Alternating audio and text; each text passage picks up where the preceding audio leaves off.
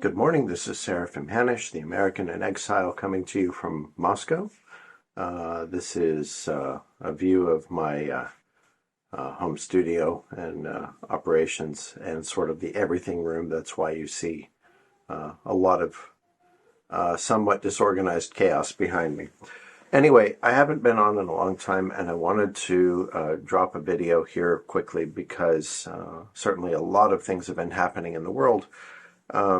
But most of the time, in my view, as I listened to commenters like Alex Christoforou and Alexander Mercurius of the Duran and other people, Dimitri at the Military Summary Channel, I found that I didn't really have anything to say that would really add any meaning or definition to any particular story. However, over the weekend, I think something happened that changed that. We had the enormous attack by Hamas on Israel on Saturday, which has led us to our new war, and basically what amounts to probably a new proxy war. I don't think I really want to get into the geopolitics of this. What I do want to do is just offer a little bit of commentary. This is personal view. It is not, it's probably likely to aggravate everybody. Okay. But for me, I just have to say that I think that this situation is disastrous and it is heavily propagandized on both sides. For example, Fox News, I'll put a clip here that you can see the headlines yourself. Fox News has gone all pro-Israel, typical American thing. A lot of European media seems to be swinging in the same direction. And RT is taking a sort of a more balanced viewpoint. And I would imagine that the Arab world has its own, thing, especially the more heavily aligned they are with the ideology of Hamas,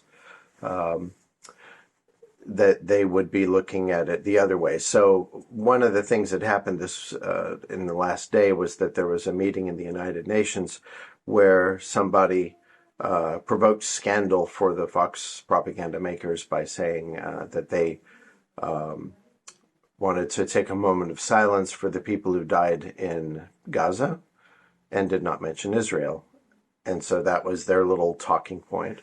And then somebody else, probably in the same meeting, said something about Israel and did not say anything about the Hamas losses.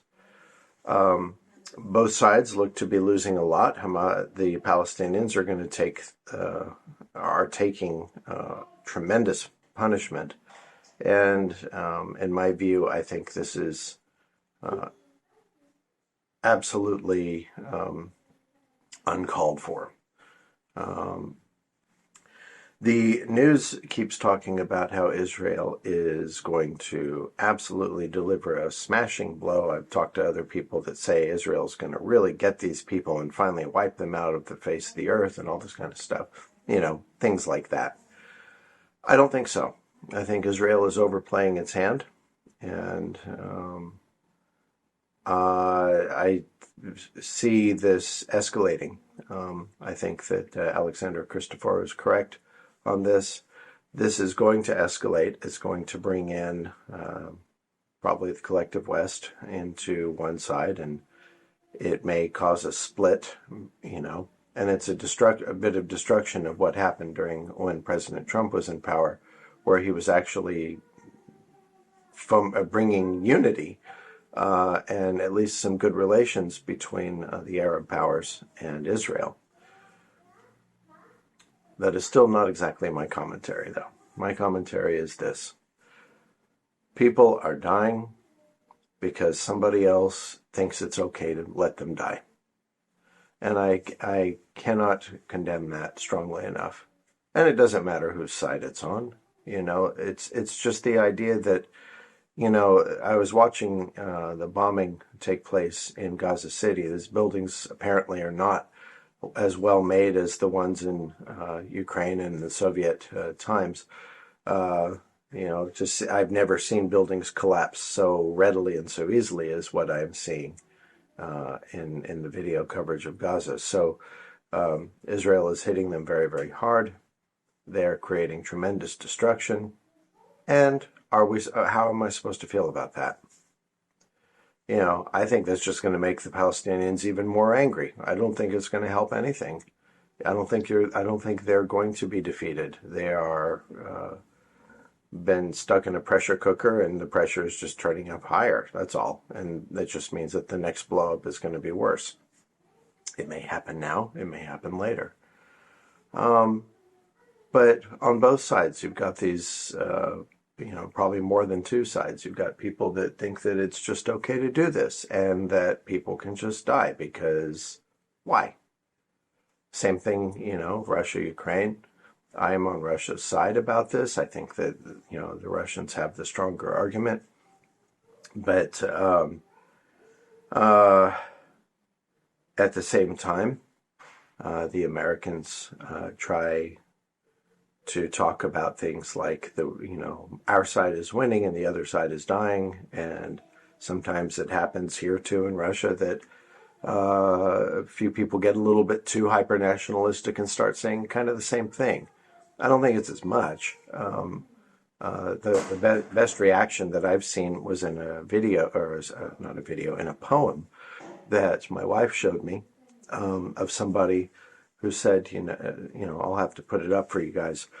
But basically, look what has happened to Little Russia. This is a nickname for the Ukrainian region. And basically the reason is very simple. They turned away from God. And Russia is not quite turned back towards God enough. It's our fault as much as it is anybody else's fault. And people are dying for it. People are suffering for it. We're all liable for it. So, is Hamas wrong? Maybe. Is Israel wrong? I think almost certainly. I think Hamas is wrong too. I think that these guys are so invested in their own side that they get very selfish. Mahmoud Abbas got angry years ago when President Trump moved the American embassy to Jerusalem. Does he have reason to be upset? Yeah, sure. Jerusalem was supposed to be an open city. It was supposed to be under the 1948 agreement. It was supposed to be an open city under mutual Palestinian and Israeli control and United Nations control. Now it's being regarded as the Israel capital. So, yeah, sure, he's got cause to be upset about that because Israel moved the goalpost, and they've done that a whole bunch of times, with their American backers. But is his anger and refusal to meet worth the lives of his people? I don't think so. Are his people oppressed by the Israelis? Absolutely they are. But the Palestinians tend to bring this upon themselves because they would rather fight in a very stupid way rather than find ways to get along. And of course, Israel is absolutely wrong because they bring to the situation the same sort of mentality that the Nazis had for them in Germany during World War II. They just seem to have incorporated the same idea. So, I guess this is my way of saying I'm not happy about any of this, and it's going to get worse because nobody really wants to change anything. So I would just say, expect things to escalate. It's not going to escalate the way that any media outlet is saying. I can tell you that is almost for certain. Israel is overplaying its hand, and I think it's going to suffer massive losses and surprising losses. And the rhetoric in the West is going to be just as nuts about that as it has been about Ukraine and Russia. So the situation between Israel and Hamas, Palestine, is one that I think is a very poor idea to categorize or propagandize because you've got people dying on both sides by somebody's decision that apparently thought it was okay for those people to die because that's an acceptable loss. And I think that's one of the ways I kind of want to look at this. One of the folks that I listen to is an excellent person. I highly recommend him, as I do with all of these people, Dr. Stephen Turley. And he makes a lot of points all the time about the movement of the world towards a populist, nationalist, and traditional culture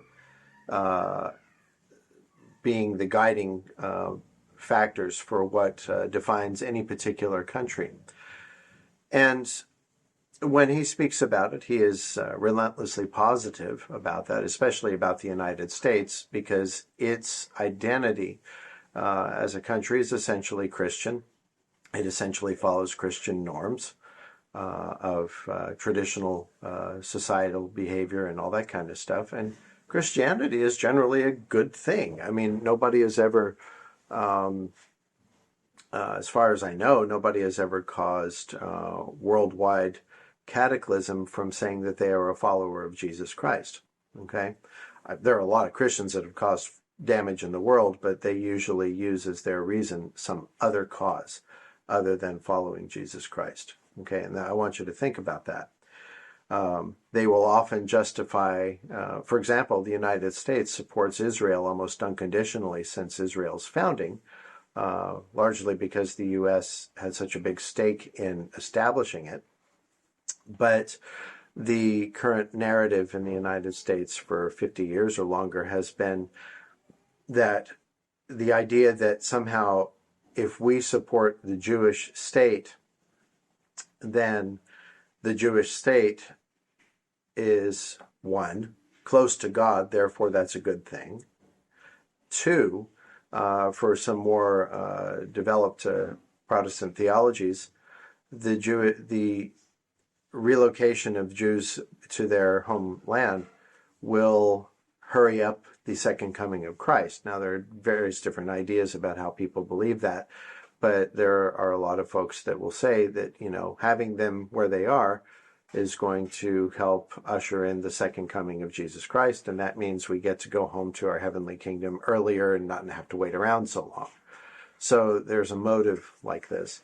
Orthodox Christianity doesn't really have this view. In fact, there's a sort of an alternate view that talks about how the Jewish people will try to rebuild the third temple and succeed in building it on the Dome of the Rock, or on the site of the Dome of the Rock now, and that their doing so will usher in the Antichrist, who will deceive all nations and sit on the throne of that temple as God, and everybody will love this guy.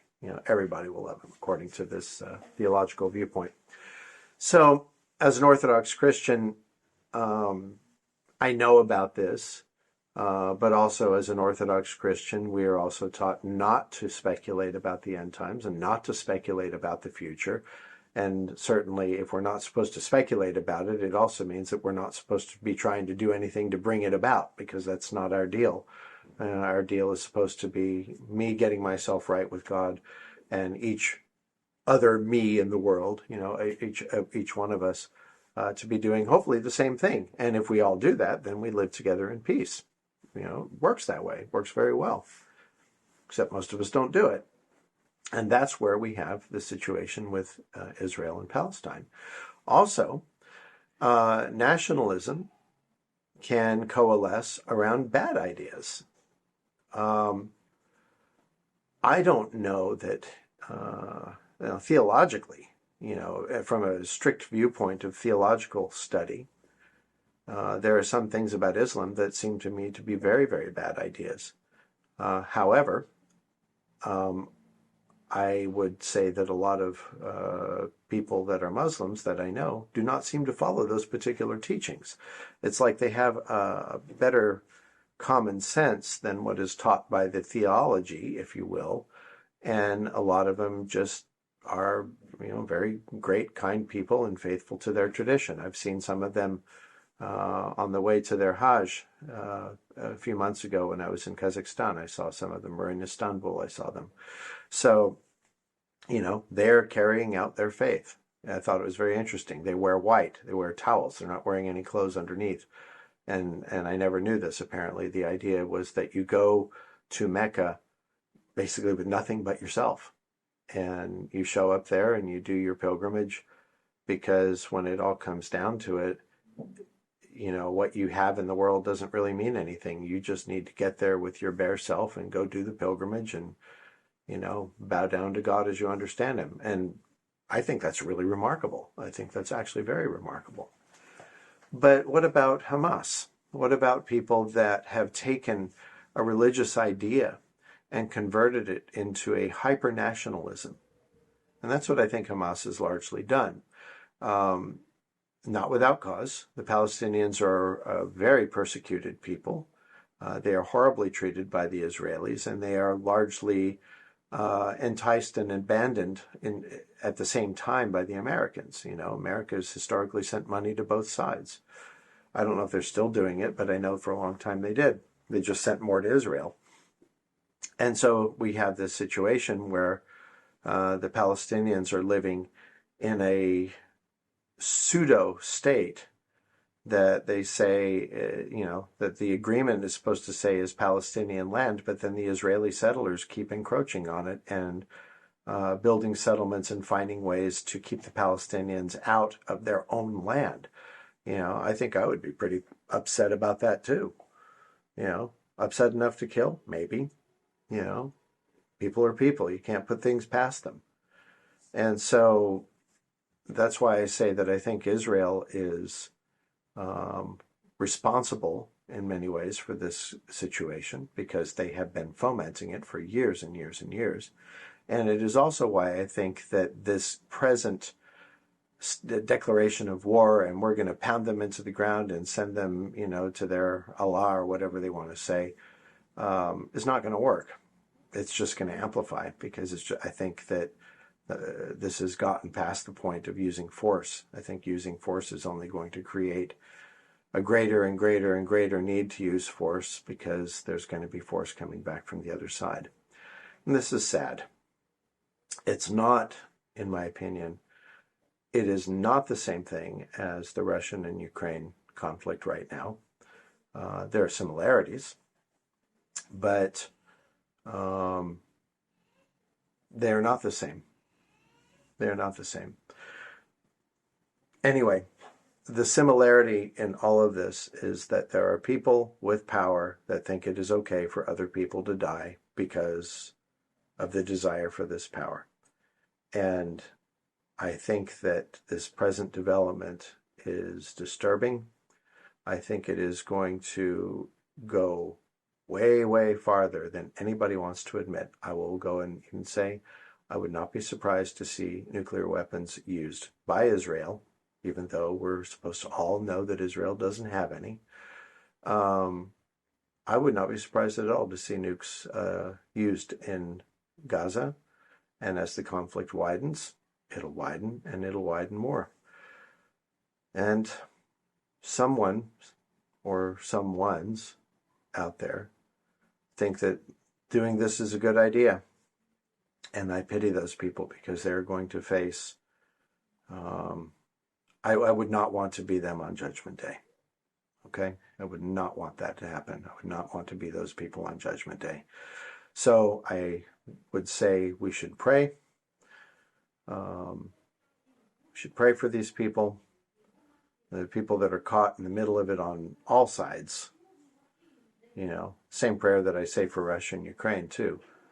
And as far as Israel and Palestine goes, I don't think either side is right enough to justify what they're doing to the other side. I don't think that's the same in the Russian-Ukraine conflict. I think Russia has the better and more God-fearing argument, because Ukraine seems to want to be like San Francisco.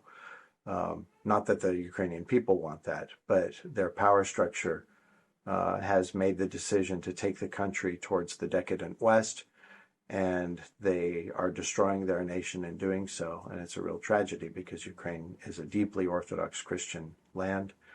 And those deep Orthodox Christians are themselves being the targets of persecution by their own government. And that's not happening in Russia. Okay? That's not. It is happening in Ukraine. So there is a right and a wrong on this argument, in my view. Anyway, those are my comments and my meanderings. If you like this, share it with your friends. If you don't like it, share it with people you don't like. Subscribe to my channel if you think this is useful, and leave comments. Please leave comments. You know, I want to hear what everybody has to say about this. You know, I'm just giving my own opinion. I'm just a guy sitting here that thinks about this stuff. I'm no more a geopolitical expert than anybody else. I'm certainly not on the caliber of the Alexes. But there are things I understand too. And since I try to look at things from an Orthodox Christian viewpoint that is hopefully drawing closer and closer to what the viewpoint should be, you know, maybe you guys have some ideas to help me on the journey, or maybe we can help each other out. Anyway, I wish you all a wonderful day. May God be with you and bless every one of you. And that's it. Until next time.